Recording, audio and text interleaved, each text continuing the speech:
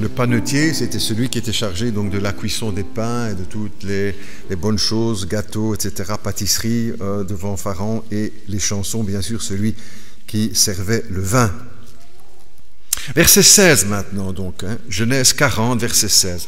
Le chef des panetiers, voyant que Joseph avait donné une explication favorable, dit « Voici, il y avait aussi dans mon songe 3 corbeilles de pain blanc sur ma tête. Et dans la corbeille la plus élevée, il y avait pour Pharaon des mets de toute espèce cuits au four. Et les oiseaux les mangeaient dans la corbeille au-dessus de ma tête. » Et Joseph répondit et dit, voici l'explication, les 3 corbeilles sont 3 jours, encore 3 jours, et Pharaon enlèvera ta tête de dessus toi. Il te fera pendre à un bois, et les oiseaux mangeront ta chair. Le 3e jour, jour de la naissance de Pharaon, il fit un festin à tous ses serviteurs. Il éleva la tête du chef des échansons et la tête du chef des panetiers au milieu de ses serviteurs. Il rétablit le chef des échansons dans sa charge d'échansons pour qu'il mît la coupe dans la main de Pharaon, mais il fit pendre le chef des panetiers selon l'explication que Joseph leur avait donnée. Le chef des échansons ne pensa plus à Joseph, il l'oublia. Et le premier verset aussi du chapitre suivant, au bout de 2 jours, Pharaon eut un songe, voici, il se tenait près du fleuve. Jusque-là, nos lectures, si vous voulez, pour ce matin. Nous sommes donc avec la famille d'Abraham, en fait, puisque Joseph, ce sont les descendants, et ses frères, ce sont les descendants de Joseph, les petits-enfants d'Abraham. Nous sommes maintenant dans le 4e épisode de notre feuilleton, puisqu'on parle beaucoup des feuilletons maintenant à la télévision, des séries, et qu'il paraît remportent beaucoup de succès. Nous espérons aussi que notre feuilleton biblique, évangélique, la saga de Joseph, aussi remporte de l'intérêt auprès de chacun de nous. Premier épisode, nous avions titré « Le destin ». David disait « Mes destinées sont dans ta main ». Il y a un Dieu souverain sur toutes choses, dans nos vies et dans le monde. Destin. Le 2e épisode, nous l'avions appelé SOS, titré SOS, famille en détresse. Parce que la famille de Joseph était une famille en détresse, comme beaucoup de familles aujourd'hui encore, et parfois même dans les églises, les familles en détresse. SOS, famille en détresse. 3e titre que nous avons, 3e volet de notre série, nous avons appelé la chambre de la tentation, puisque Joseph va être confronté à la tentation devant les avances de l'épouse de Potiphar. Et puis 4e épisode pour ce dimanche matin, si vous le voulez, avec le titre « Des ténèbres à la lumière ». Des ténèbres à la lumière. Nous sommes donc dans la famille d'Abraham, il faut le rappeler, les petits-enfants d'Abraham, les prémices du peuple d'Israël, le peuple choisi, construit par Dieu. Jacob, le patriarche, marque une préférence pour son frère, pour un de ses fils, Joseph. Et il le montre ostensiblement, ce qui va déclencher, n'est-ce pas, cette grave erreur de ce père de famille. Cette grave erreur du père de famille va déclencher la jalousie des autres frères, évidemment. Et puis ensuite, de la haine dans cette famille, comme il peut y en avoir dans les familles. L'occasion de tuer Joseph va se présenter devant ses frères. Après un temps de réflexion, ils ne vont pas le tuer, ils vont le vendre. Et ils le vendent à une caravane de Madianites qui passe tout près d'eux. Joseph descend donc en Égypte et là, il est vendu dans la maison de Potiphar, qui est un des officiers de Pharaon. Et là, il va amener autour de lui la bénédiction. Quel projet pour nous, n'est-ce pas, de se dire, voilà ce que je voudrais dans ma vie, attirer aussi la bénédiction sur les autres, sur ceux qui sont autour de moi, ma famille, mes enfants, mes voisins, mon entreprise, mon église.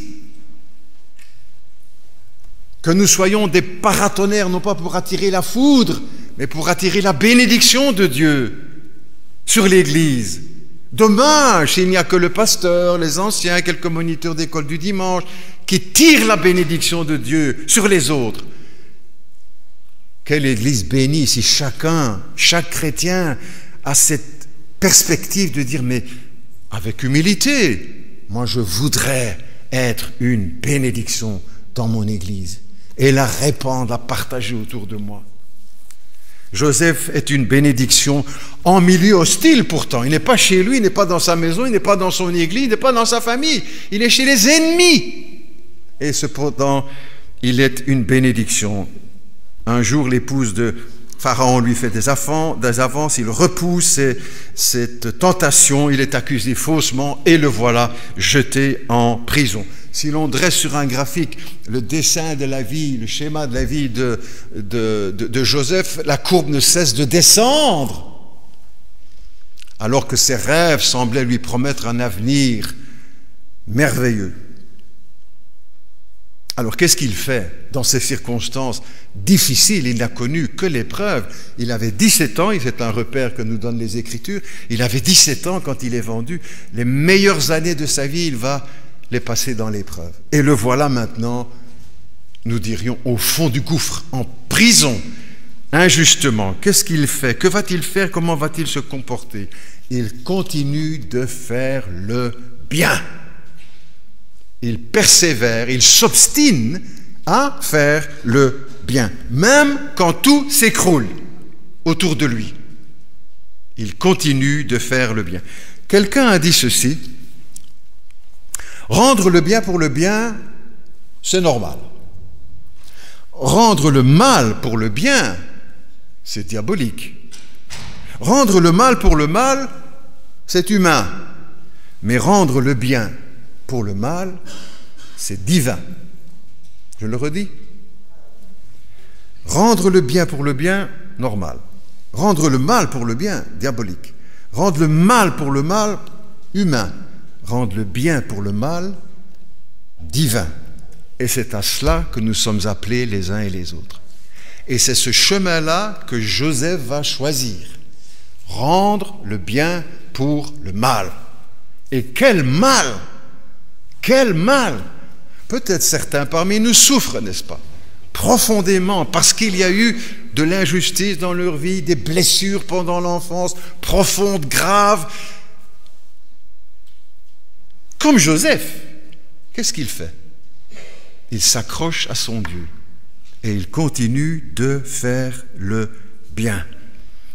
C'est une des exigences aussi les plus élevées pour le chrétien, pour le christianisme, pour l'évangile, pour tous ceux qui veulent suivre le Seigneur.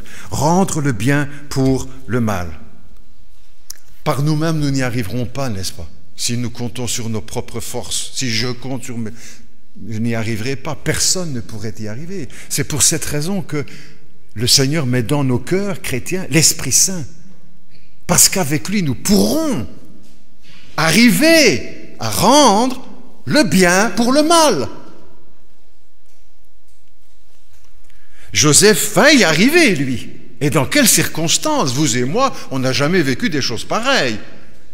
Même s'il y a eu des choses tristes dans notre vie, je ne mets rien en question, n'est-ce pas? Je ne suis pas en train de minimiser les épreuves que les uns et les autres. Mais quand même, là, je crois que personne n'est descendu aussi bas dans l'épreuve. Et pourtant, il tient bon. Il va y arriver, lui, à rendre le bien pour le mal. En fait, l'Écriture nous donne un très bel exemple à suivre au travers de Joseph. Mais un exemple plus grand encore, plus beau, avec Jésus-Christ, bien sûr. Le Fils de Dieu, à qui l'on va faire tant de mal. Il suffit que nous relisions le texte de la passion de Jésus-Christ pour dire, mais comment a-t-on pu faire des choses pareilles? Le Fils de Dieu, on va cracher sur lui, on va le frapper, on va l'humilier, on va lui écraser une couronne d'épines sur la tête, on va le crucifier. Et comment réagit-il? En rendant le bien pour le mal, en priant pour ses ennemis. Pardonne-leur, Père, car ils ne savent ce qu'ils font. Quel bel exemple, n'est-ce pas, pour nous tous? L'Évangile, ainsi, nous invite aussi les uns et les autres à briser l'engrenage du mal. Je répète ça, parce qu'aujourd'hui, dans le monde où nous vivons, avec tout ce que nous entendons, l'Évangile nous invite à briser l'engrenage du mal. La Bible nous dit, ne rendez pas le mal pour le mal. Encore que personne ne rende le mal pour le mal aux chrétiens de Thessalonique, écrira l'apôtre Paul. Ou encore la Bible dit, ne vous vengez pas vous-même. C'est à Dieu qu'appartient la vengeance. Ou encore beaucoup de textes, n'est-ce pas, dans les Écritures. J'en ai pris quelques-uns. L'apôtre Pierre écrira ainsi que ceux qui souffrent selon la volonté de Dieu remettent leurs âmes au fidèle Créateur en faisant ce qui est bien. La Bible, toujours dans l'Épître aux Romains, l'apôtre écrira aux chrétiens de cette communauté, pour nous aussi, ne te laisse pas vaincre par le mal, mais surmonte le mal par le bien.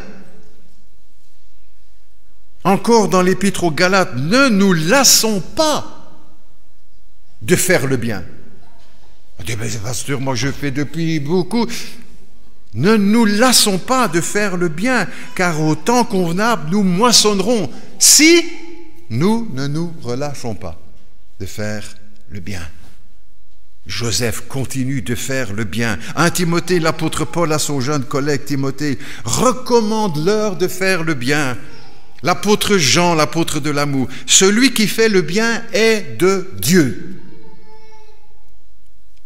Encore l'épître aux Romains, attachez-vous, dit l'apôtre, attachons-nous fortement au bien. Encore dans l'Épître aux Galates, pratiquons le bien envers tous. Ou encore aux Thessaloniciens, poursuivons toujours le bien. Ou encore l'apôtre Pierre, c'est la volonté de Dieu qu'en pratiquant le bien, vous réduisiez au silence les hommes ignorants et insensés. Au milieu de l'épreuve, notre attitude doit nous conduire à persévérer dans le bien. Tous ces textes du Nouveau Testament, n'est-ce pas, nous expliquent en quelque sorte ce que Joseph a fait. C'est pour ça que nous lisons le texte. Pas seulement l'histoire, c'est très bien, mais les leçons qu'il faut en tirer. C'est cela qui est important pour nous. Et Joseph, en cela, est l'exemple de celui qui va persévérer à faire le bien au milieu d'une situation désastreuse. Alors on dira, ben c'est peut-être de la morale, tout ça. C'est pas de la morale, c'est de la foi. C'est par la foi que nous pourrons faire du bien à celui qui nous fait du mal. C'est pas simplement de la morale. La morale ne dira pas des choses par la morale laïque. C'est de la foi chrétienne, c'est la voix de Dieu pour les... C'est la volonté de Dieu pour toi et pour moi. J'aurais voulu vous dire quelque chose de plus... Elle me dira moi aussi, parce que des choses plus faciles, n'est-ce pas? Mais c'est ça le message de la parole, et entre autres les leçons du livre de Joseph et de sa vie. C'est exactement ce que Joseph va faire. Tous ces textes que nous venons de lire. Question pour chacun de nous. Est-ce ce que nous faisons, nous, avec nos parents? Est-ce que nous ne nous lassons pas de faire le bien, même avec nos parents, même quand ils sont difficiles, ou qu'ils deviennent âgés, ou ceci, ou cela, ou malades, ou dans le besoin? Est-ce que c'est ce que nous faisons avec nos enfants, quand ils deviennent impossibles, quand ils multiplient erreur sur erreur? Est-ce que nous continuons, est-ce que nous ne nous lassons pas de faire le bien avec notre patron? Notre patron, pasteur, mais oui, avec notre patron, avec nos ouvriers, avec notre professeur, avec notre voisin. C'est ça notre programme? Rendre le bien pour le mal? Avec notre pasteur,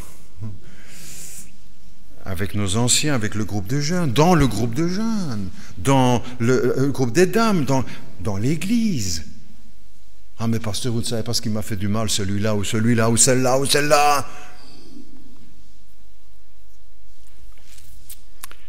Le chrétien n'aura jamais aucune excuse, n'est-ce pas, pour ne pas faire ce qui est bien. Ça, c'est une des grandes leçons du livre de Joseph. Pas seulement connaître l'histoire, qu'il y a eu ci, il y a eu là, très très bien ça, mais les vérités qui sortent de ce texte et de cette expérience. Mais quelle récompense après aussi pour Joseph quand il choisit de rendre le bien pour le mal. Quand il choisit, l'Éternel était avec Joseph. C'est ça sa récompense. Pas que Dieu va changer toutes les circonstances pour qu'il n'aille pas ci, il n'aille pas là. Non, l'Éternel était avec lui. Et dans ce chapitre 39 et 40 que nous avons lu, c'est un des chapitres les plus sombres dans la vie de Joseph. Et c'est dans ce chapitre-là qu'il est répété 7 fois. Et l'Éternel était avec Joseph. Vous savez, notre Dieu n'est pas seulement avec nous quand tout va bien, mais aussi quand les choses vont mal. Quand notre vie va mal, quand notre santé va mal, quand notre famille va mal, quand notre Église va mal. Et l'Éternel était avec Joseph.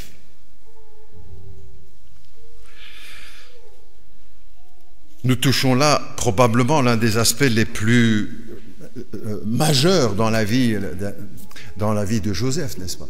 La souffrance, l'épreuve, les larmes, les injustices.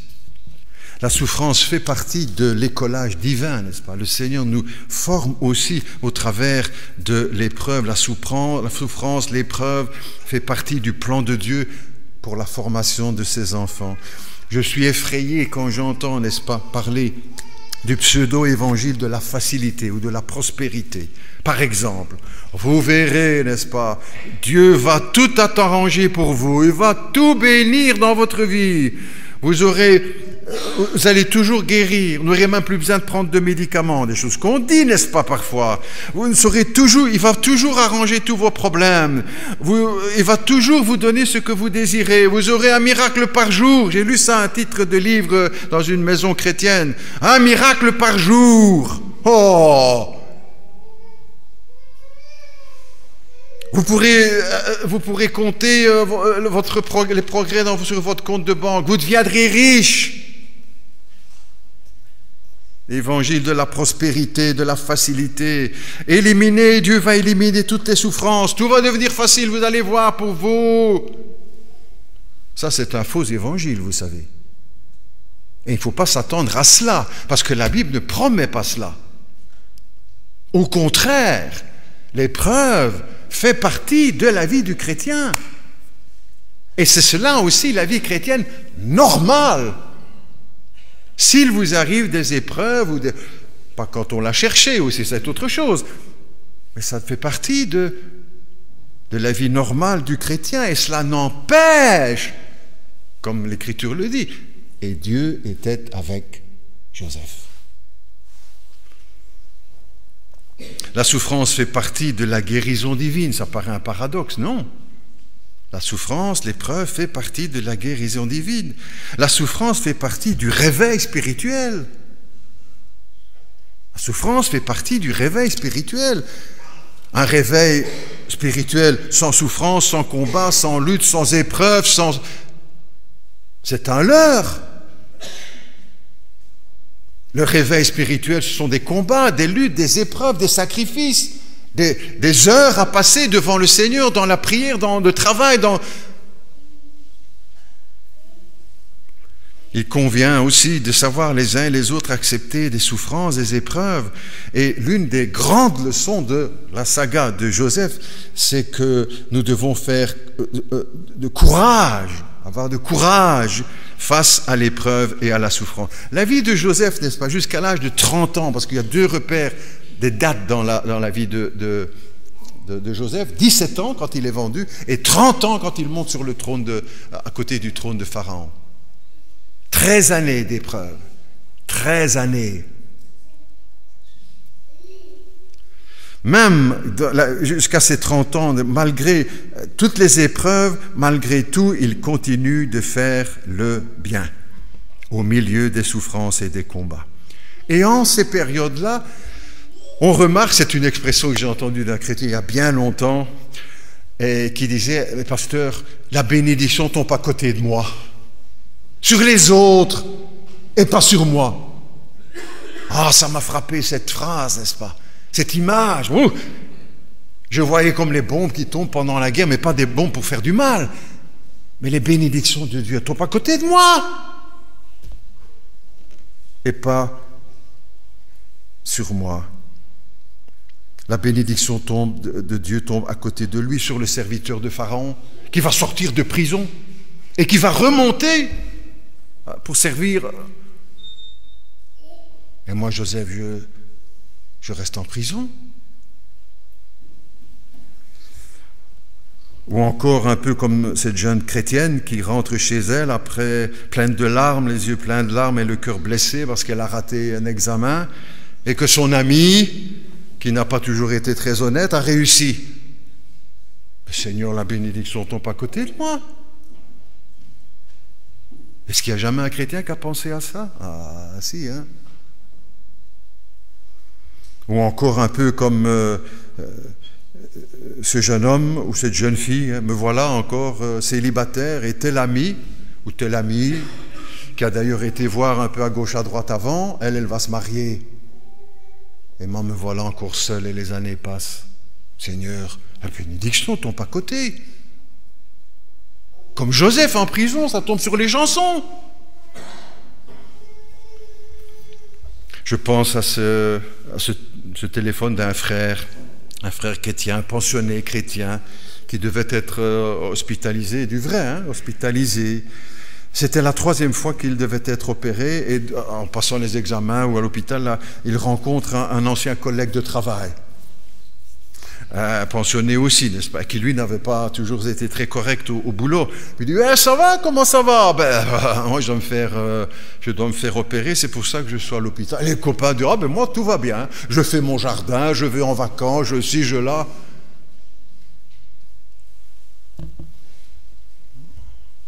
Tout va bien. Touchons du bois, comme les gens disent. Allez, salut et bonne chance pour ton opération. Hein. À bientôt. Et le vieux chrétien qui retourne chez lui et qui se met dans son lit, silencieux. Seigneur, la bénédiction tombe à côté, tout près. Joseph a dû se dire combien de fois cela, n'est-ce pas, pendant ces 13 années d'épreuve. Que faut-il faire quand la bénédiction de Dieu tombe à côté et pas encore sur nous? Écoute bien, je dis pour toi, je dis pour moi, tu sais. Psaume 27, espère en l'Éternel. Espère en l'Éternel et fortifie-toi. Proverbe 22, espère et il te délivrera. Psaume 25, ceux qui espèrent en l'Éternel ne seront pas déçus. Psaume 37, espère en l'Éternel et garde le silence. Le prophète Osée, espère toujours en ton Dieu. Romains 4, pour Abraham, il espéra contre toute espérance. Tu as pensé à la phrase? Il espéra contre toute espérance.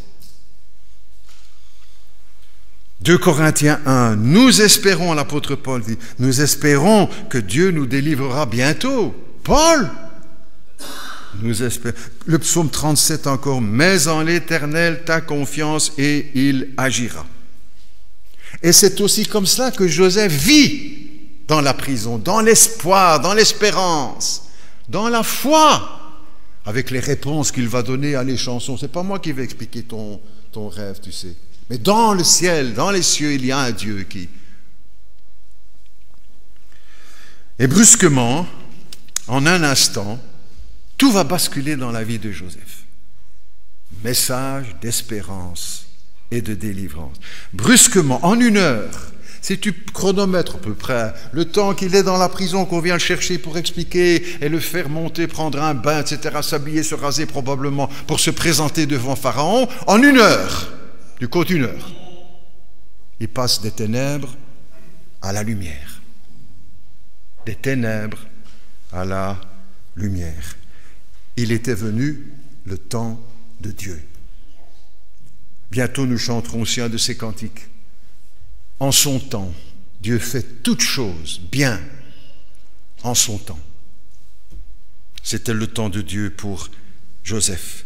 De la prison, on va venir le chercher, il va être conduit devant Pharaon, il va expliquer le rêve de Pharaon, nous détaillerons ça la fois prochaine. Et cette parole magnifique, n'est-ce pas, quand il est devant Pharaon, de dire, ce n'est pas moi, Pharaon, qui vais expliquer ton rêve. Ce n'est pas moi, mais c'est Dieu qui donnera la réponse à Pharaon.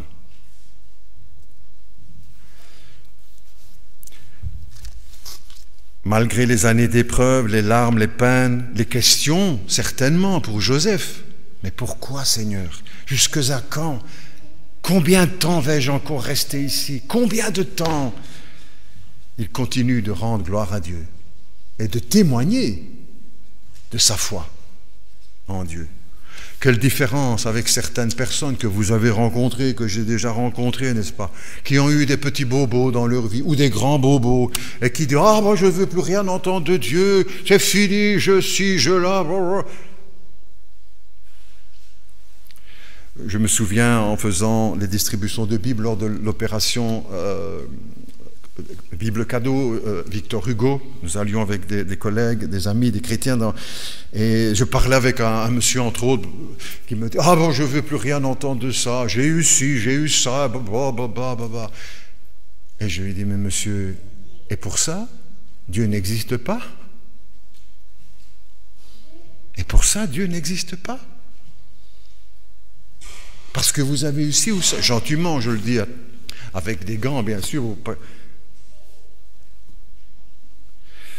Je me souviens aussi d'un interview de Ève Ruggieri. J'ai lu, journaliste et spécialiste un peu de la musique classique, vous avez peut-être déjà vu aussi sur les chaînes de télévision, elle passe assez souvent pour les émissions classiques. Et dans un interview qu'elle donnait à un journaliste, elle disait ceci: « J'ai cessé de croire en Dieu le jour où ma grand-mère est morte. » Mais ça a été comme un... Donc, parce que sa grand-mère est morte, Dieu n'existe pas. Mais qu'est-ce qu'elle aurait voulu? Que sa grand-mère ne meure jamais pour croire en Dieu? Mais des excuses idiotes, n'est-ce pas, pour ne pas croire ou pour ne pas garder confiance en Dieu. C'est la différence avec Joseph. Malgré les épreuves, malgré les déchirements de son âme, la Bible emploie ce mot, il reste plein de confiance. Et il a raison. Et il a raison d'avoir gardé confiance en Dieu. C'est ton cas? Eh bien, tu as raison. C'est pas encore venu ce que tu attends? Continue. Et moi avec toi. Tous ensemble. En un instant, regarde, il a eu raison, en un instant, un jour, 1 heure, tout va changer pour lui. Voilà ce que peut faire le Dieu de la Bible, n'est-ce pas? En un instant, il passe des ténèbres à la lumière. En un instant, nous devenons enfants de Dieu. En un instant, nos péchés sont pardonnés. En un instant, nous entrons dans le royaume de Dieu.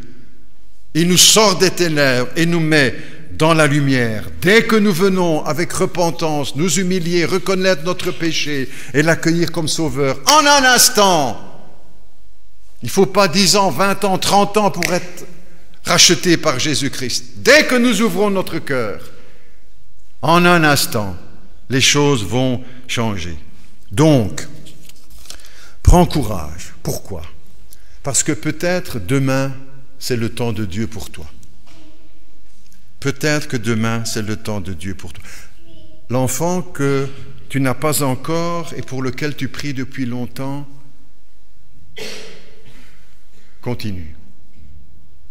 Parce que peut-être que demain et bientôt, ce sera le temps de Dieu pour toi et pour ton couple Le boulot que tu cherches, que tu ne trouves pas, que continue. Parce que peut-être que demain, après-demain, à la fin du mois, c'est le temps de Dieu pour toi. Peut-être que tu attends la guérison. Continue. Parce que c'est peut-être demain, ou à la fin de la semaine, ou à la fin de... que ce sera pour toi, le temps de Dieu. Tu pries pour que ton fils se convertisse, ta petite fille, ton beau-fils, ça ne vient pas, continue, parce que peut-être que c'est demain, le temps de Dieu, pour toi et pour les tiens. Prends courage, parce que tu es peut-être tout près de l'heure de Dieu dans ta vie. Comme ce fut le cas pour Joseph. Il a eu raison. Fais le même choix.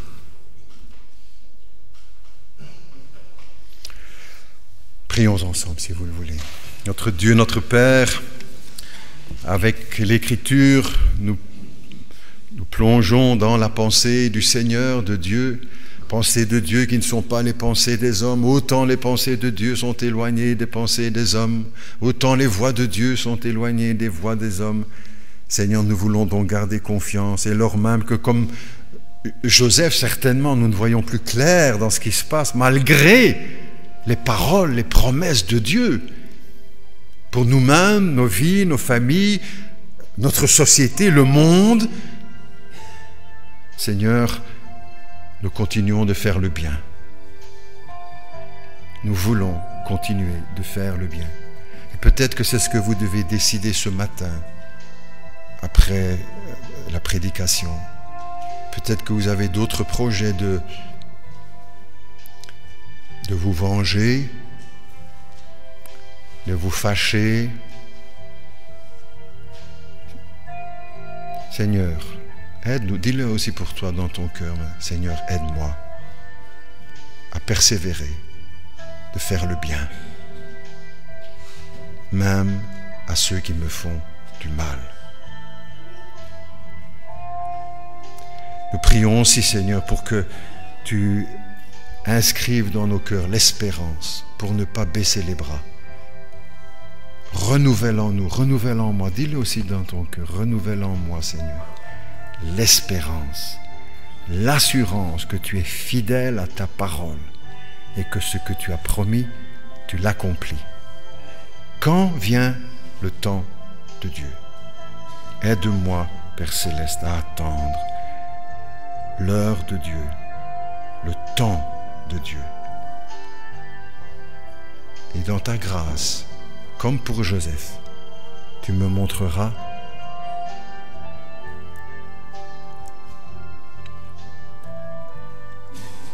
que j'ai eu raison de te faire confiance. Nous te prions au nom de Jésus. Amen.